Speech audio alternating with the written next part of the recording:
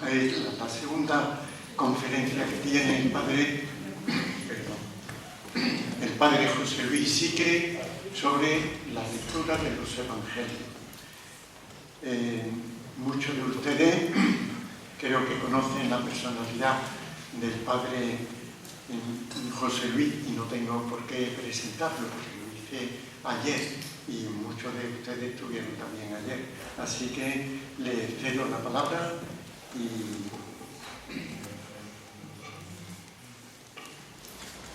Buenas tardes.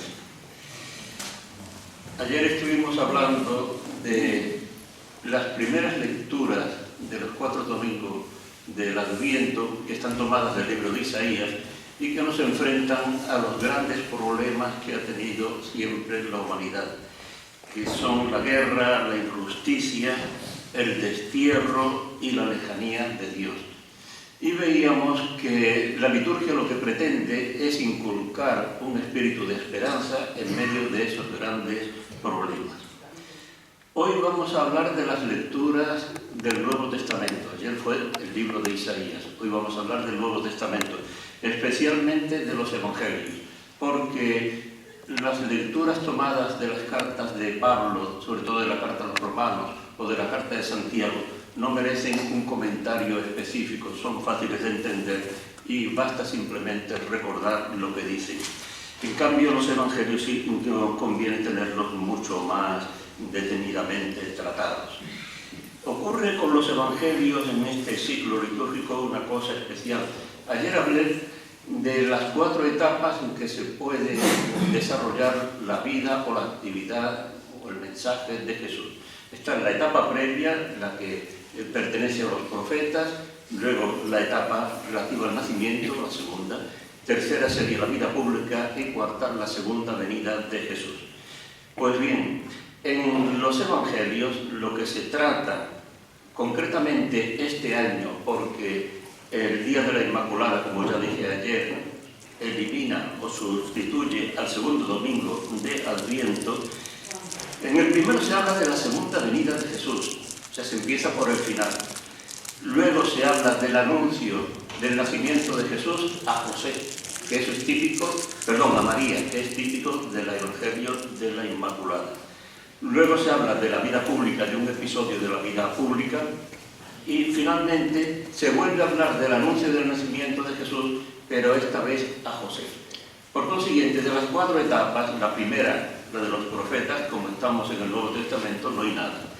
Y de las otras se va a hablar, en primer lugar, de la última etapa, la segunda venida de Jesús, y luego de otros temas relacionados con su nacimiento y su vida pública. Pero en fin, para que la cuestión resulte mucho más fácil, incluso diríamos más útil desde un punto de vista espiritual, el enfoque que voy a dar a las lecturas es temático. Y lo que estas lecturas del Evangelio, sobre todo, nos quieren transmitir en el Adviento son estas actitudes. La primera, vigilancia. La segunda, sometimiento al plan de Dios, conversión y sometimiento al plan de Dios. La tercera, desconcierto, una palabra que resulta rara, pero que ya explicaré. Y la cuarta y última, asombro. Estas 4 actitudes son las que quiere la liturgia que tengamos durante el Adviento. Pero para comprender alguno de estos evangelios hace falta hablar de la apocalíptica. La apocalíptica que la estamos teniendo en la lectura diaria durante la misa de esta semana. Apocalipsis significa revelación, y esa revelación se refiere especialmente al fin del mundo, a lo que ocurrirá en los últimos tiempos. Y este movimiento que surge en Judá en el siglo II a.C., prácticamente, tiene sus precedentes en varios siglos antes, y el motivo es relativamente fácil de entender. Lo que ocurrió fue lo siguiente. En el siglo VI los judíos fueron deportados a Babilonia. Lo pasaron fatal, perdieron todo. Perdieron la patria, perdieron el templo que quedó incendiado, perdieron la monarquía, la libertad, todo. Entonces los profetas comenzaron una campaña de esperanza, de ilusión, de vuelta a la patria, de restauración de la monarquía, etcétera, etcétera. Y la gente se fue ilusionando, pero la realidad no cambió para nada. Después de los babilonios vinieron los persas. Y cuando Alejandro Magno ya invadió aquello, a los persas lo sucedieron los griegos. Y cuando los griegos se dividieron los diadocos, entonces primero estuvieron los egipcios, luego estuvieron los sirios, es decir, un desastre absoluto. ¿Y eso qué provocó? Provocó la desilusión en mucha gente. Y más que la desilusión, hay también un movimiento, una reacción muy fuerte de decir, este mundo no tiene solución ninguna y por consiguiente lo que hace falta es que venga el reinado de Dios. Miren ustedes, hasta ahora nos ha podido gobernar sobre nosotros Nabucodonosor, Darío, Antíoco IV Epifanes, el que quiera. Ninguno de ellos ha solucionado nuestros problemas. Lo que ha hecho es agravarnos.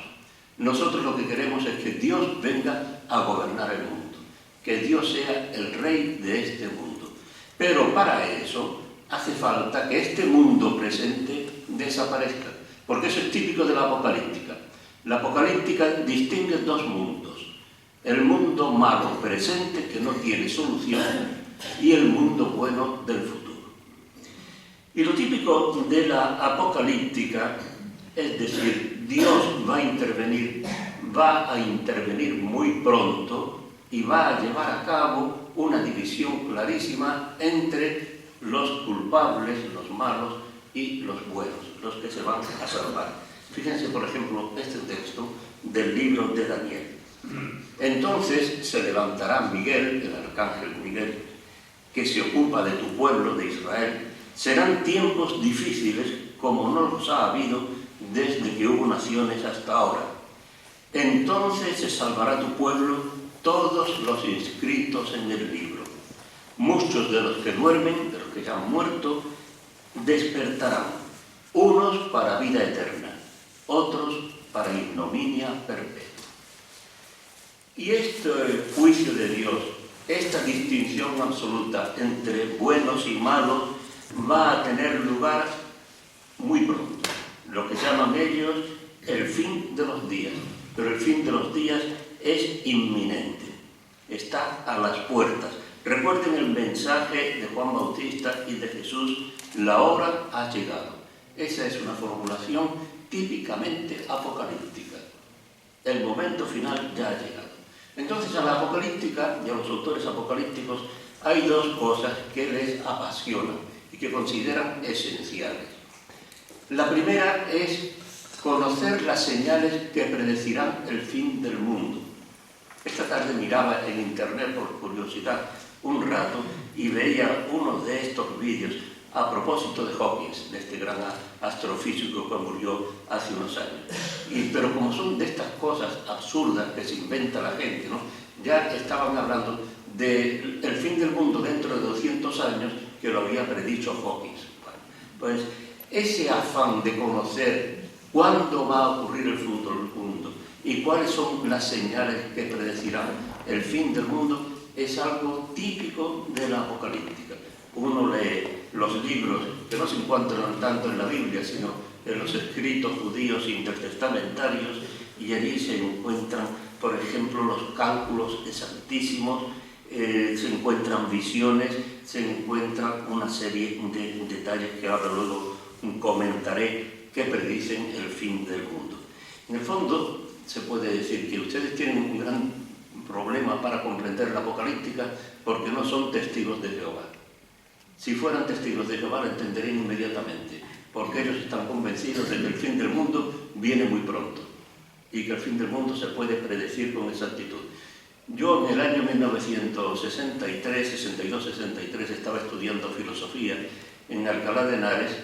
Iba todas las semanas a la prisión militar a hablar con un testigo de Jehová que estaba allí porque no podía, según su confesión, no podía hacer el servicio militar y entonces estaba en la cárcel, pero en la cárcel militar, no como un preso común.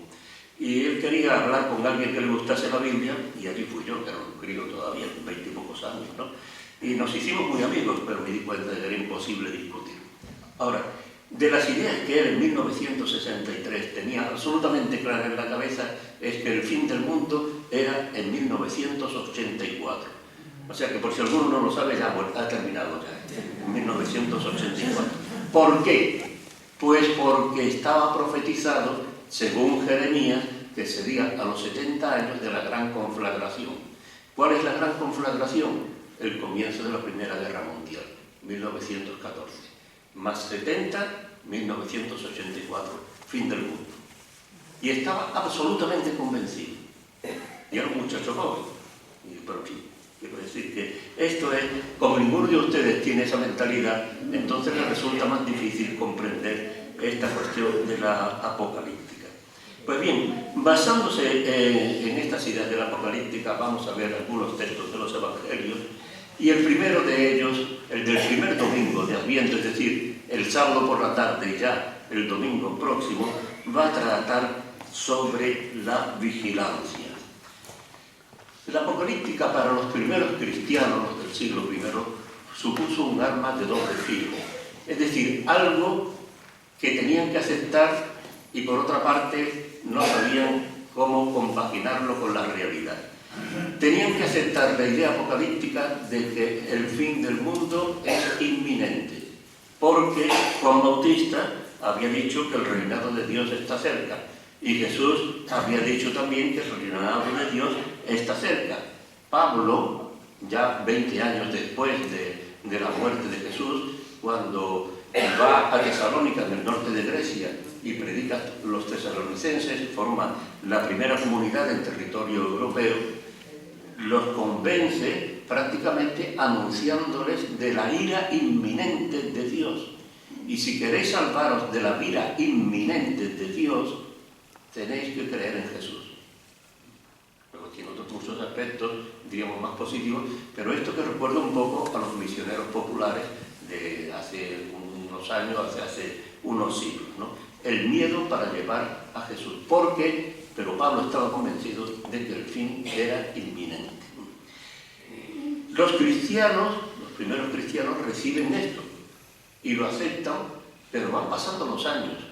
Y cuando uno está convencido, como este muchacho que decía antes, de que Jesús ha muerto el año 29 probablemente, y que el fin del mundo no llega al 40, ni el 50, ni el 60, ni el 70, ya empiezan ahí los mismos escritos del Nuevo Testamento a buscar argumentos para justificar ese deterioro o esa dilación del fin del mundo. Y por ejemplo la carta de Pedro, la primera carta de Pedro dice: no creáis que esto es falso, lo que pasa es que Dios tiene paciencia. Y entonces Dios os está dando un plazo para que os convirtáis. O sea que este tema es fundamental. Si quieren un poco lo que es la apocalíptica cristiana, porque eso va a ser ya lo típico cristiano, lo tenemos en el Evangelio de hoy. El Evangelio de hoy, que es de estos que desconcierta a la gente y resulta extrañísimo, habla en primer lugar de la destrucción de Jerusalén, que tuvo lugar en el año 70. Por consiguiente, esto está escrito mucho después de la muerte de Jesús. Después de hablar de esta señal gravísima de la destrucción de Jerusalén, dice lo que ocurrirá en el resto del mundo. Dice: habrá signos en el sol y la luna y las estrellas, y en la tierra angustia de las gentes, perplejas por el estruendo del mar y el oleaje. Una cosa terrible, es toda la conmoción de la naturaleza. Dice: porque se viene encima ansiedad ante lo que se le viene encima al mundo, pues las potencias del cielo serán sacudidas. Esto podría haberlo escrito cualquier judío con mentalidad apocalíptica, cualquier judío no cristiano.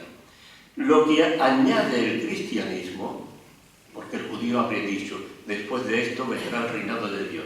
Lo que dice la apocalíptica cristiana es esto: entonces verán al Hijo del Hombre venir en una nube con gran poder y gloria. Esto es lo esencial de la apocalíptica cristiana.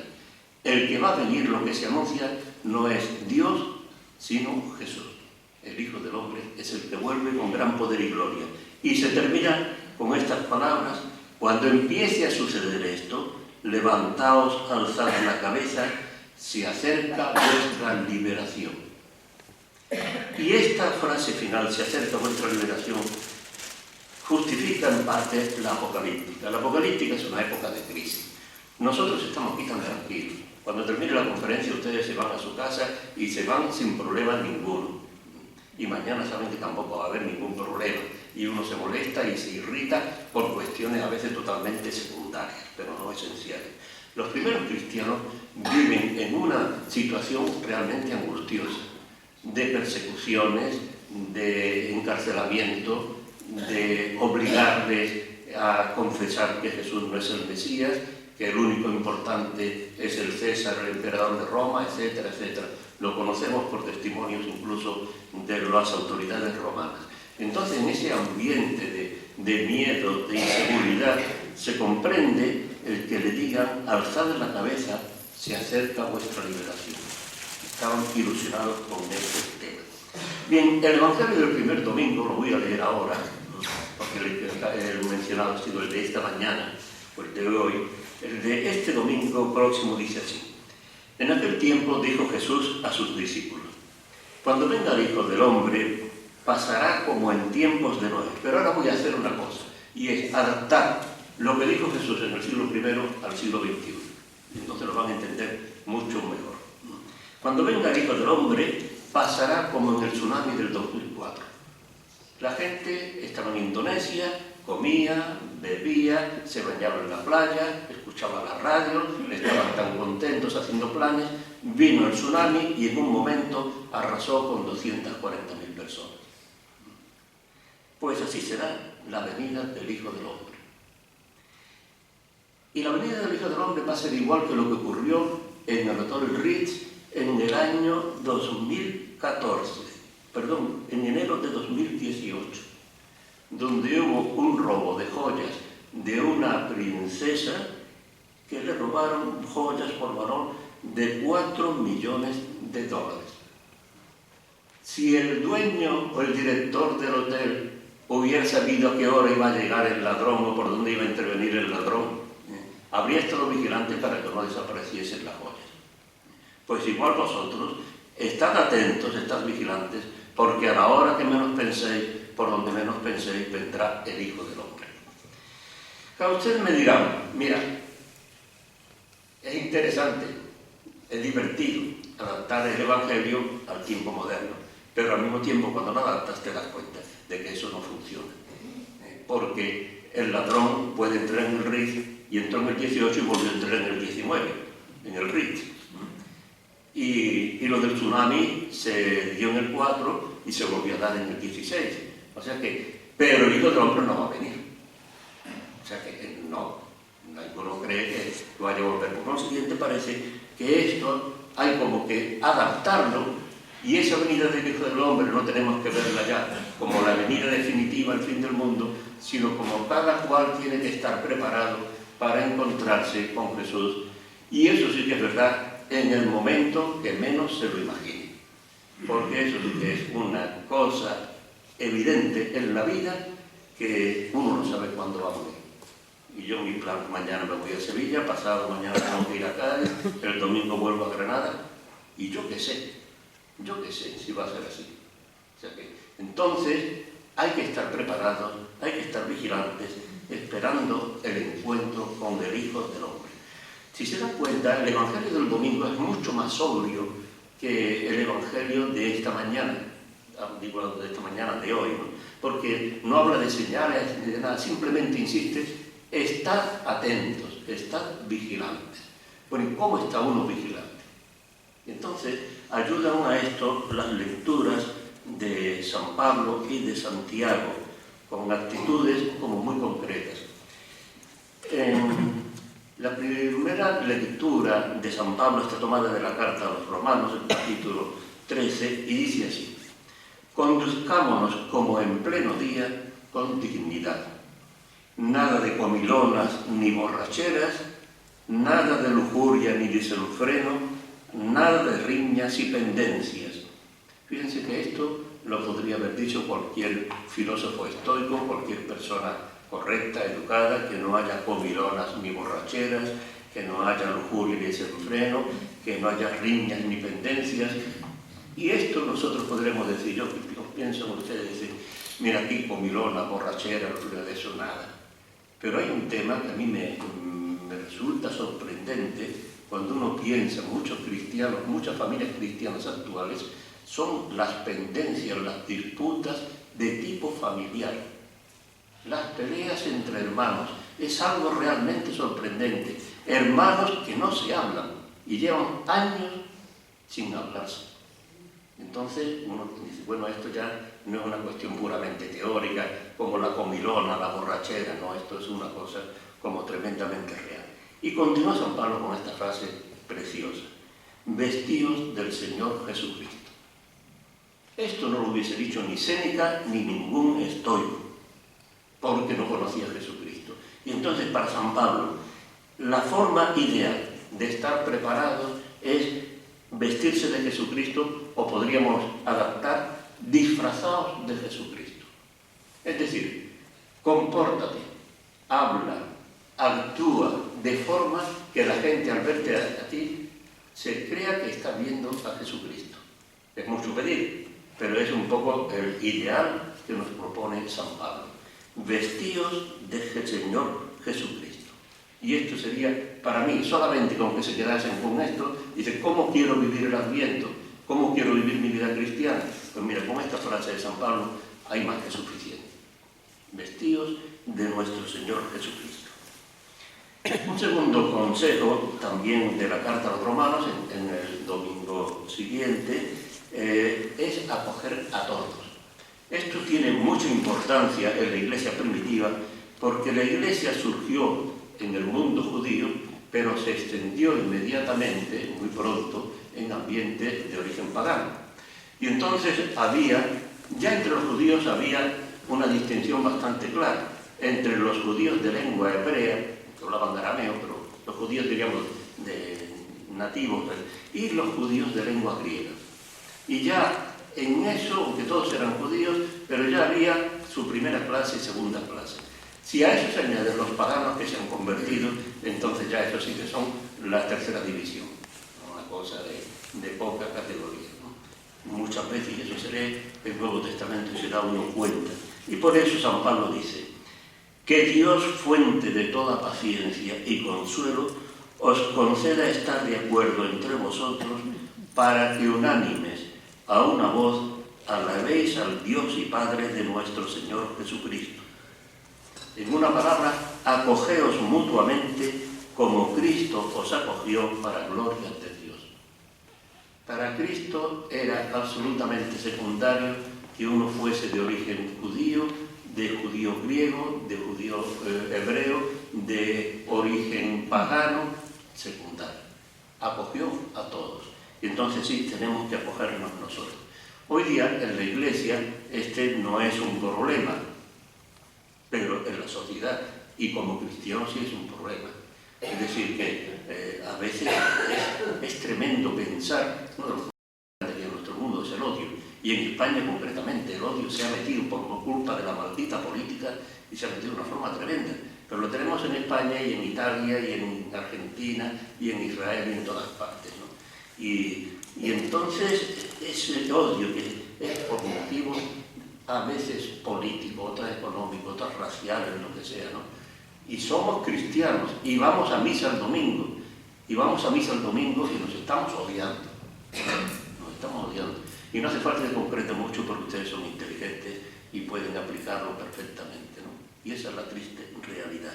Y San Pablo dice, queremos vivir el Adviento, pues esta es una manera de acogeros mutuamente, ¿no? Como Cristo os acogió.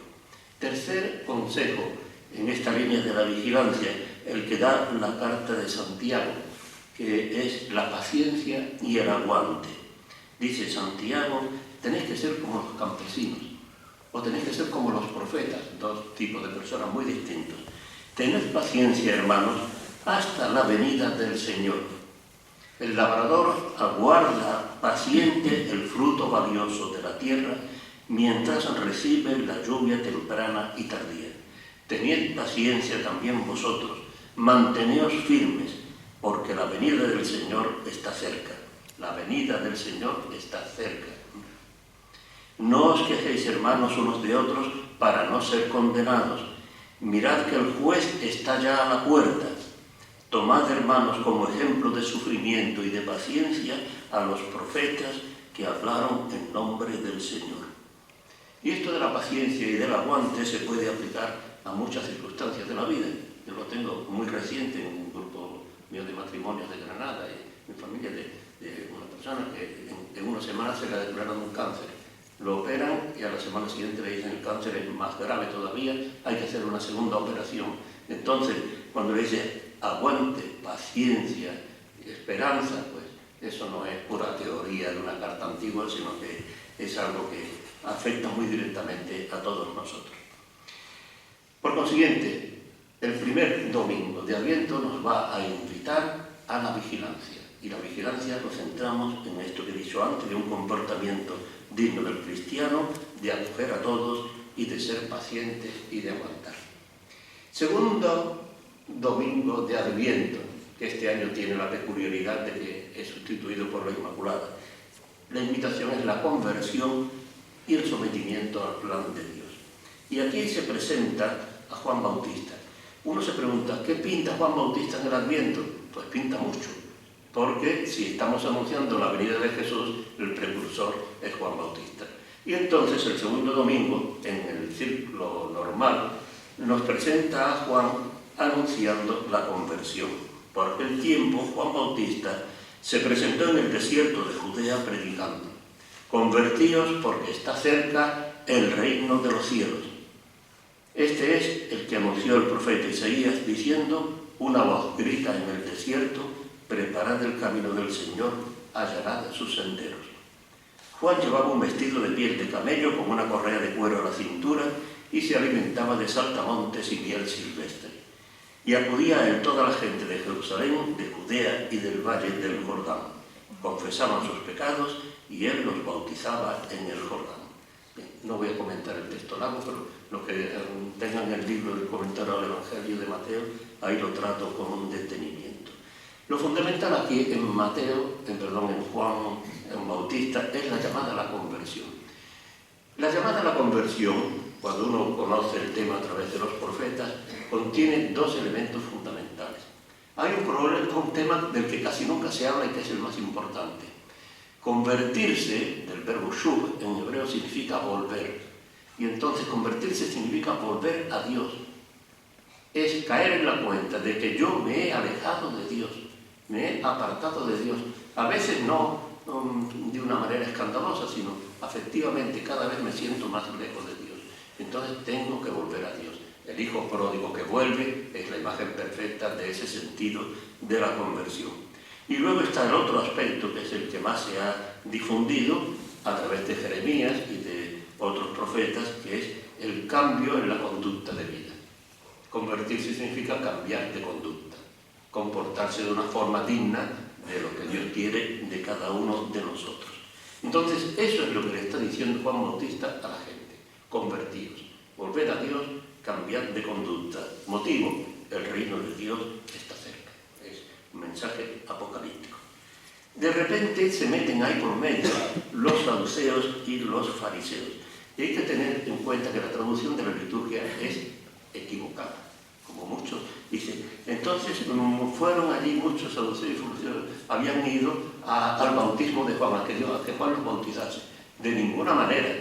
Habían ido a husmear. Y eso es clarísimo cuando uno compara el texto griego de Mateo con el texto de Lucas.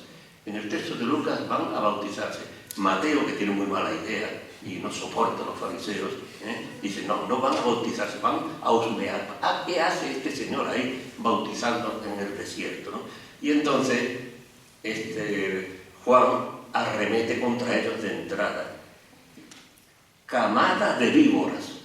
Esa es la forma con que los saluda. Camada de víboras. ¿Quién os ha enseñado a escapar del castigo inminente? Dad frutos dignos de conversión. Porque si no, preparaos lo que va a ocurrir. No penséis a decir que es que nuestro padre es Abraham. No, eso no sirve para nada. Preparaos porque el hacha está ya a la base de los árboles y el árbol que no da buen fruto será talado y echado al fuego.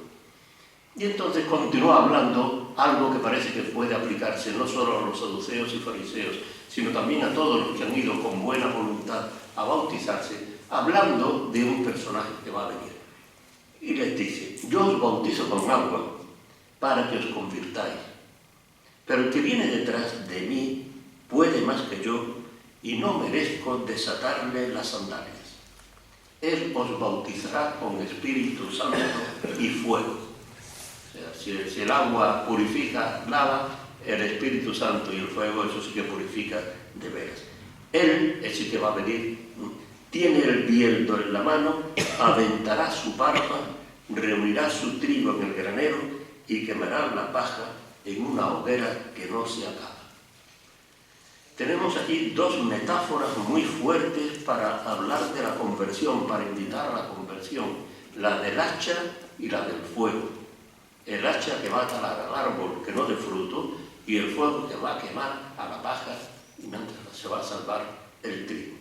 Estas ideas de Juan se basan en el libro de Isaías, donde dice: mirad, daré órdenes de zarandear a Israel entre las naciones, como se zarandea una criba sin que caiga un grano a tierra, pero morirán a espada todos los pecadores de mi pueblo.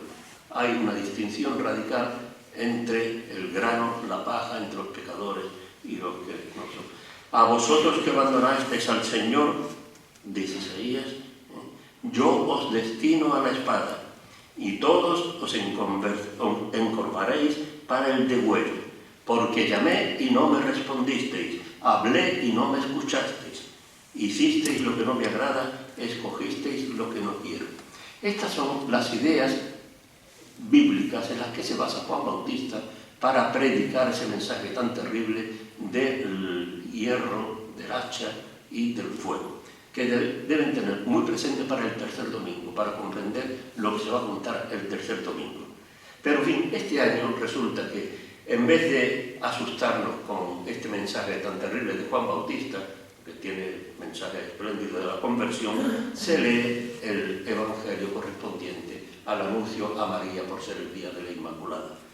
Y ya lo recuerdan, en el sexto mes el ángel Gabriel fue enviado por Dios a una ciudad de Galilea, saluda a María, alégrate llena de gracia, el Señor está contigo. Ella se queda desconcertada porque de ese saludo en la vida se ha oído hablar, y además cuando saluda a Dios a alguien saluda siempre a un varón, nunca a una mujer en el Antiguo Testamento, así que por lo menos que yo recuerde ahora mismo, ¿no? Entonces el ángel le dice: no temas, María, porque Dios te ha favorecido, has encontrado gracia ante Dios, concebirás un hijo. Ahora me detendré un poco más en estas palabras, ¿no? Y María le explica que no puede tener un hijo porque tiene un novio, pero no están viviendo juntos, y por consiguiente no han tenido relaciones sexuales. ¿Cómo va a estar embarazada? Imposible, ¿no? Entonces el ángel se lo explica y termina el relato diciendo: yo soy la servidora del Señor, que se cumpla en mí lo que has dicho.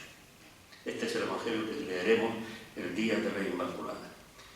Con respecto al Evangelio de Juan el Bautista, hay curiosamente algunas semejanzas importantes. La primera es que aquí hay en los dos casos un enviado de Dios, un mensajero de Dios. En el primer caso es Juan Bautista, el enviado de Dios. En el segundo caso es el ángel Gabriel. Dice el texto del Evangelio de Mateo que la aparición de Juan no fue un capricho suyo personal, sino que fue para que se cumpliese lo dicho por el profeta Isaías, aquí está el que me prepara el camino. O sea que Juan es un mensajero de Dios, Gabriel es un ángel enviado por Dios. Segundo parecido, Juan dice que está cerca el reino de Dios, y Gabriel dice a la Virgen que va a estar embarazada y va a sacar a luz un hijo. Por consiguiente, dentro de pocos meses se va a cumplir, desde el punto de vista cristiano, esa llegada del reino de Dios, lo más importante. Tercera semejanza, Juan Bautista dice que va a venir uno mayor que él, y el ángel le dice a María que el que va a nacer de ella será grande. O sea que es prácticamente la misma idea. Pero a Aunque hay estas semejanzas, hay también unas diferencias muy importantes. La primera se refiere al mensajero. Fíjense, el mensajero Juan iba vestido de piel de camello con una correa de cuero a la cintura y se alimentaba de saltamontes y miel silvestre. La forma de vestir y de alimentarse más austera del mundo. Todo eso en el desierto. En cambio, el mensajero que se aparece a María es el ángel Gabriel, enviado por Dios. Y uno se lo puede imaginar ya, como lo han imaginado todos los pintores, todos los artistas, ya en el más famoso Francesco, ¿no? Como un ser maravilloso. La segunda diferencia está en el saludo. Juan Bautista saluda a los saduceos y a los fariseos llamándolos camada de víboras. A los otros no los saluda siquiera, sino simplemente les dice que tienen que convertirse. El ángel Gabriel saluda a María diciéndole: alégrate, llena de gracia, el Señor está contigo. Es otro mundo completamente distinto. Y la tercera gran diferencia es la imagen de Jesús que se transmite. Juan habla de uno más fuerte que viene a talar el árbol que no da fruto y a quemar la paja que no sirve para nada. Gabriel dice lo siguiente, y ahora sí leo el texto completo. Será grande, el niño que va a nacer de ti, María, será grande y será llamado Hijo del Altísimo. El Señor Dios le dará el trono de David su padre. Reinará sobre la casa de Jacob para siempre y su reino no tendrá fin. No sé si han caído en la cuenta de que Juan Bautista habla de uno que será grande, pero no dice, bueno, ¿grande en qué sentido? ¿En un sentido puramente religioso? ¿En qué sentido? Aquí lo dice el ángel clarísimamente y lo repite 4 veces. Y es que va a ser rey. El primer título que le da se llamará o será Hijo del Altísimo. Hijo del Altísimo no es segunda persona de la Santísima Trinidad. En el lenguaje del Antiguo Testamento, Hijo del Altísimo significa Rey de Israel. Es lo que Dios le prometió a David a través del profeta Natán, que su hijo Salomón sería para él un hijo, para Dios sería un hijo, y Dios sería para él un padre. Y desde entonces el rey de Judá, rey de Israel primero, rey de Judá después, es el Hijo de Dios, Hijo del Altísimo. Y eso es lo que significa aquí. Recuerden que cuando Jesús llama a Natanael en el Evangelio de San Juan, y Natanael se queda asombrado y le dice que lo había visto debajo de la higuera y tú de quién me conoces. Y dice, pues te vi antes de la higuera, antes de que tú. Entonces la reacción de Natanael: Señor, veo que eres el Hijo de Dios, el Rey de Israel. O sea que para Natanael, ser Hijo de Dios significa ser Rey de Israel. Eso es lo primero. Pero por si no queda claro, el ángel le añade a María: el Señor Dios le dará el trono de David, su padre. Segunda afirmación de realeza. Tercera, reinará sobre la casa de Jacob para siempre. Y cuarta, su reino no tendrá fin.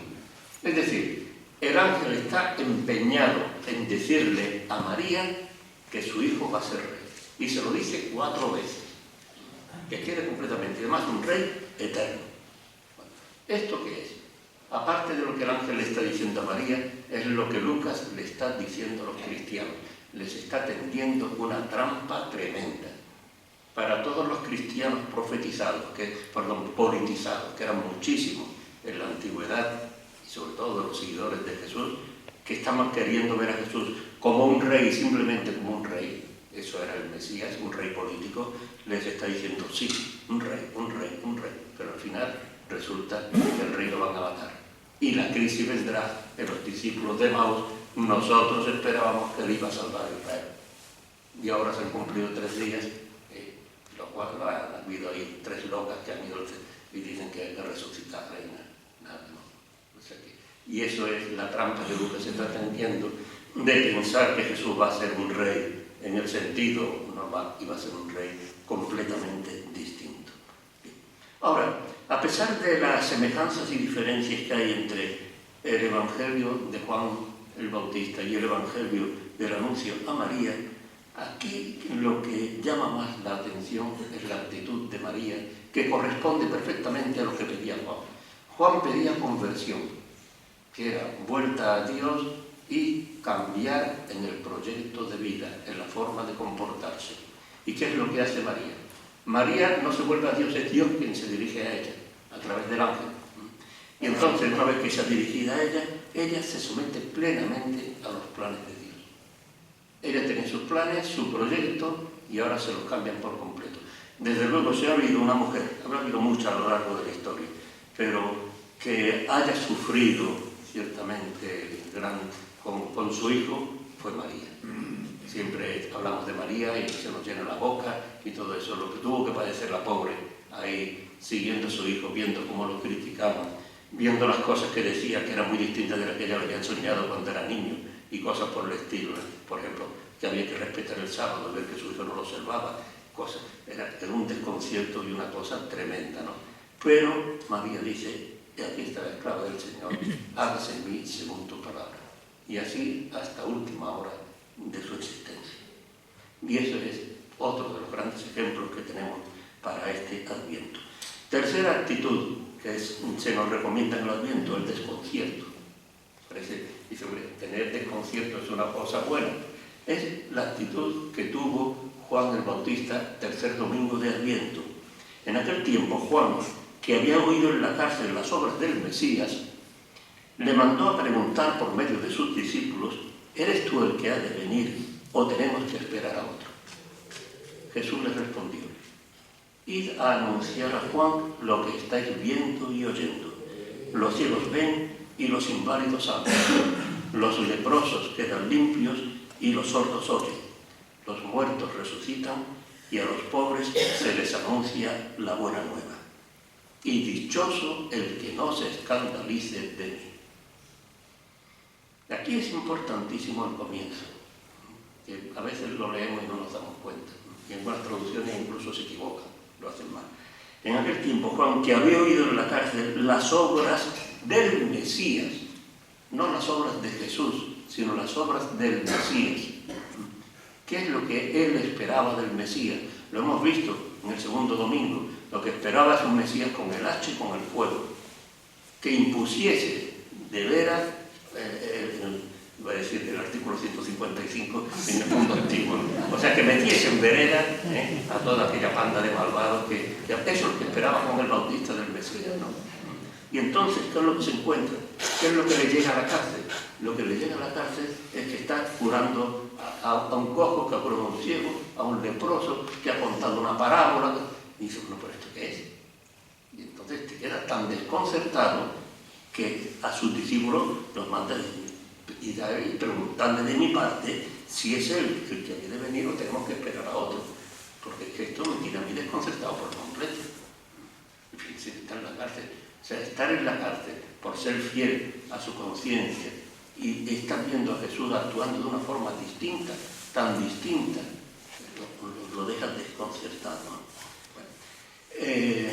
La respuesta que le da Jesús es muy curiosa, porque Jesús en el fondo le dice lo mismo que ya sabe, y que los ciegos andan, que los ciegos ven, que los cojos andan, los leprosos quedan limpios, todo eso ya se lo han cortado en la cárcel, y eso lo tiene desconcertado, ¿no? Pero una cosa es saber y otra es comprender. Y lo que se comprende es a base de los textos bíblicos, de lo que dice el profeta Isaías. Y entonces uno se da cuenta que Jesús no es que simplemente esté siendo muy bueno, que lo está haciendo, sino que al ser tan bueno y al no venir con el hacha y al venir con el fuego, está cumpliendo lo anunciado por Isaías. Se despegarán los ojos del ciego, los oídos del sordo se abrirán, saltará como un ciervo el cojo, la lengua del mudo cantará. Isaías 35. Vivirán tus muertos, habla Jesús de que los muertos resucitan. Vivirán tus muertos, tus cadáveres se alzarán, despertarán jubilosos los que habitan en el polvo. También Isaías 26. El Espíritu del Señor está sobre mí porque me ha ungido, me ha enviado para dar la buena noticia a los que sufren, para anunciar la buena noticia a los pobres.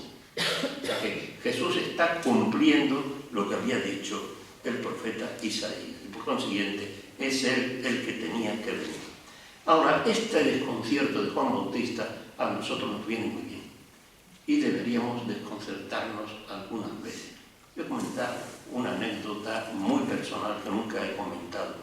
Un día me dijo mi madre, hay mucha gente que comenta, que dice, me habría gustado vivir en tiempos de Jesús, de poder haberlo visto o haberlo escuchado. Y dice, a mí me da miedo. Yo no sé si habría aceptado lo que él decía o lo que él hacía. Había contado perfectamente lo que era Jesús y lo que decía Jesús. Es algo asombroso la tranquilidad con que leemos el Evangelio. Y partimos del supuesto, como Jesús es el Hijo de Dios, es el Salvador, todo lo que diga, perfecto, todo lo que haga, espléndido. Que se salta el sábado, qué bueno que se salta el sábado. Oiga usted, que había habido gente muriendo por observar el sábado. Y Jesús va y se lo salta tan tranquilamente. Y defiende a sus discípulos porque están haciendo el sábado lo que no está permitido. Y entonces uno se queda, es tan fácil aceptar a Jesús, es tan fácil decir, qué bonito, qué bueno es Jesús, o debería escandalizarnos, debería desconcertarnos. Y cuando empieza a contar parábolas, yo afortunadamente tengo un amigo que es muy crítico en ese sentido, y se irrita, y me parece espléndido, y dice, es que ha entendido la parábola. El que está dando trabajo en el campo, el propietario que invita a uno, y se va uno a las 6 de la mañana y el otro va a las 5 de la tarde. Y a la hora de pagarle, da a los dos un denario, ¿no? Le da lo que sea. Y entonces uno dice, qué bueno es, sí, pero hay una palabra muy castellana, pero no voy a decirla, ¿no? Ya se la pueden imaginar, lo que se diría a propósito de un señor que actúa de esa manera, ¿no? Es irritante, es indignante que le pague a uno igual que al otro, ¿no? Entonces, yo siempre le digo a este amigo mío, llevo 20 años diciendo eso, que no lo he convencido, de que mira, en el fondo es que nosotros somos los que hemos llegado a las 5 de la tarde y lo que tenemos que hacer es quedarnos contentos, que nos van a pagar muy bien aunque no nos lo merezcamos. Ahora, si tú crees que has llegado a las 6 de la mañana, entonces estás perdido. Los fariseos creen que han llegado a las 6 de la mañana y que están trabajando desde las 6 de la mañana, pero tú piensas que has llegado a las 5 de la tarde y que te van a dar exactamente igual que al otro. Pero la parábola es desconcertante. La parábola del hijo pródigo. ¿Recuerdan ustedes al padre Teotonio? ¿Lo conocieron? Que vivía aquí en Córdoba, ¿no? Teotonio.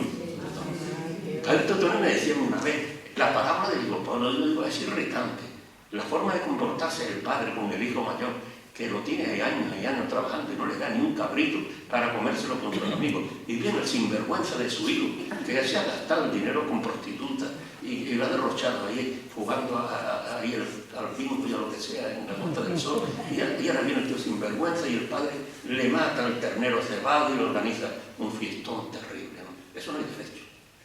Y entonces, claro, volvemos a estar un poco en lo mismo, que dice una verdad, y hay algo raro, hay algo desconcertante. Y uno tiene que decir, qué bonito es el Evangelio. No, tiene que decir, oye, vamos a pensar un poco, ¿quién soy yo?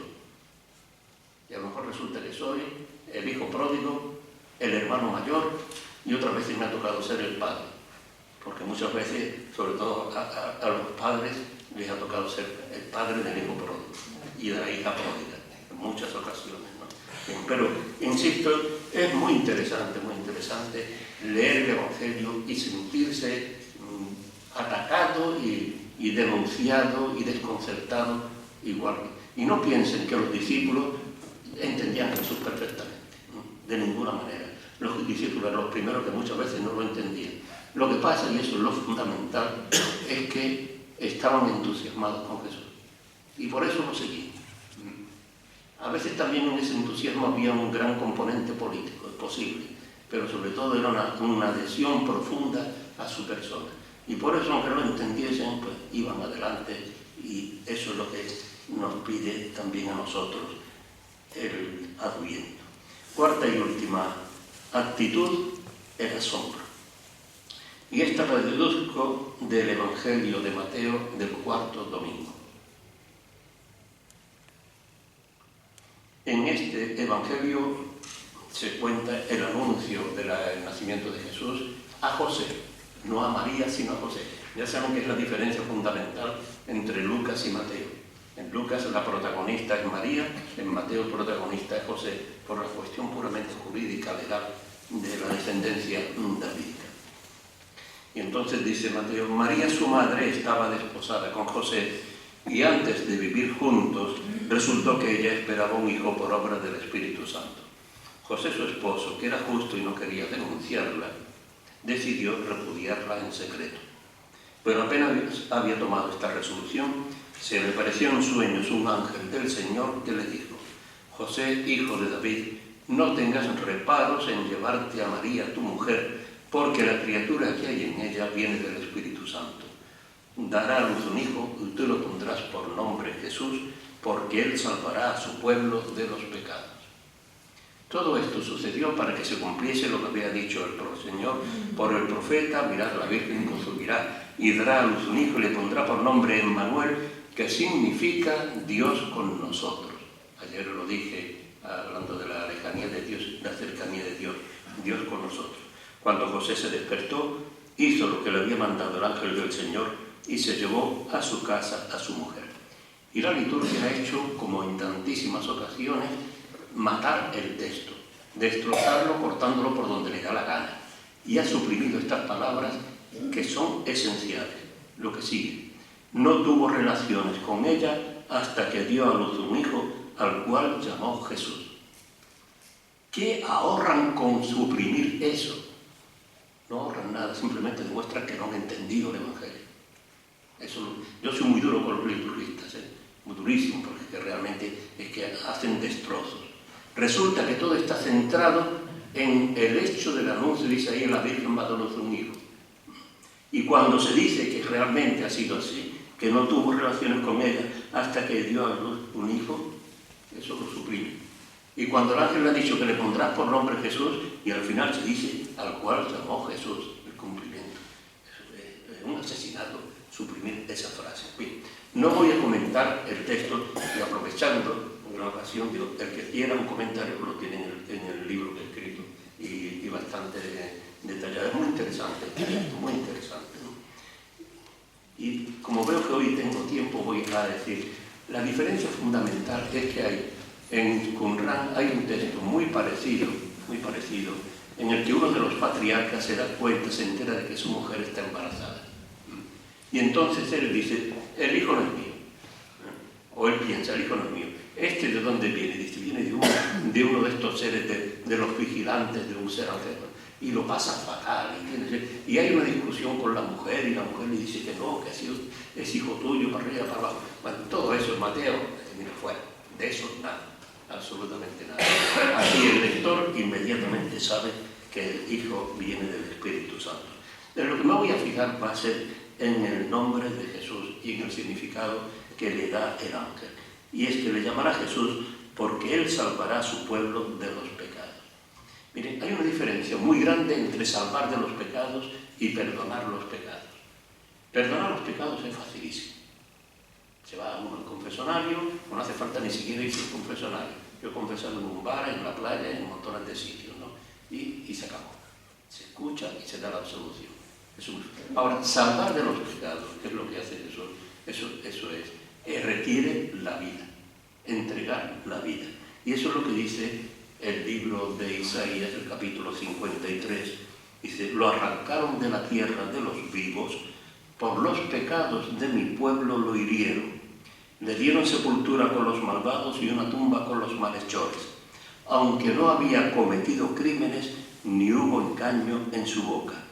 Mi siervo inocente rehabilitará a todos porque cargó con sus crímenes.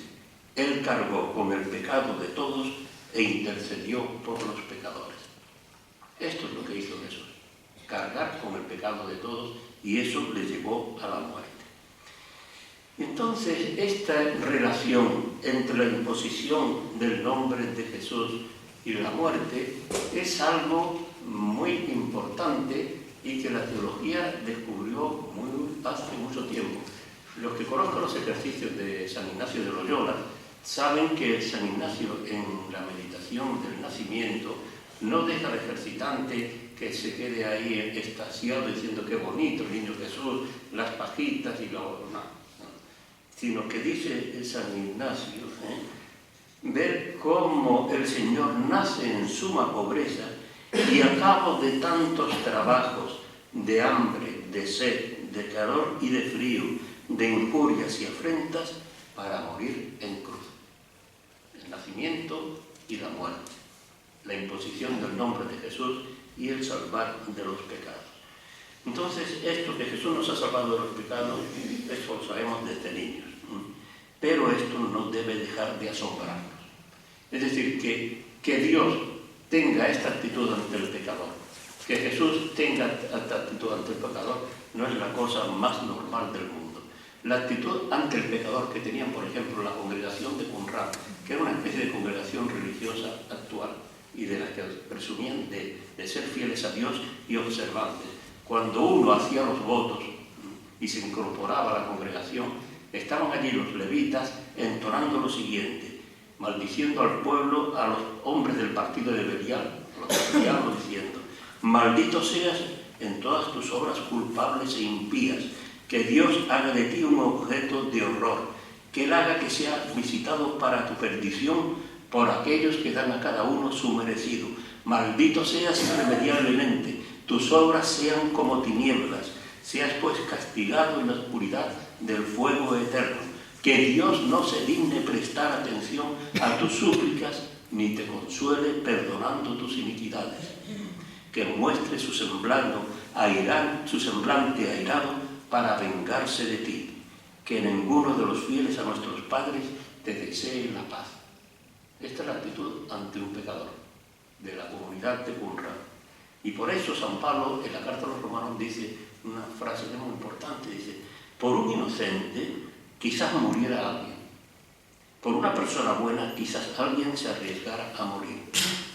Pues bien, Dios nos demostró su amor en que, siendo aún pecadores, Cristo murió por nosotros.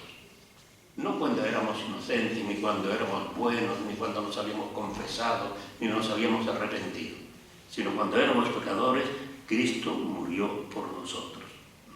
San Pablo se veía a sí mismo como un terrorista, porque había perseguido a muerte a la Iglesia de Dios. Y entonces decía él: Cristo me amó y se entregó a la muerte por mí. Él no dejaba de asombrarse de que por una persona tan indigna como él, tan enemiga de los cristianos, Cristo hubiese muerto. Y este asombro es otra de las actitudes que quiere el Adviento inculcar en nosotros. Vamos a pensar en el nacimiento de Jesús, en su vida, en su muerte, en toda su actividad. Entonces, esto es una invitación a asombrarnos. Las otras actitudes anteriores que decía antes, por ejemplo, la actitud esta de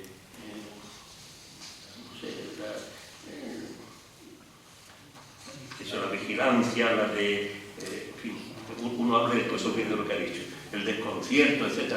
Eso se termina en cierto momento. El asombro es una cosa que puede durar toda la vida. Y eso es lo bonito, lo interesante que nosotros tengamos presente durante esta Navidad.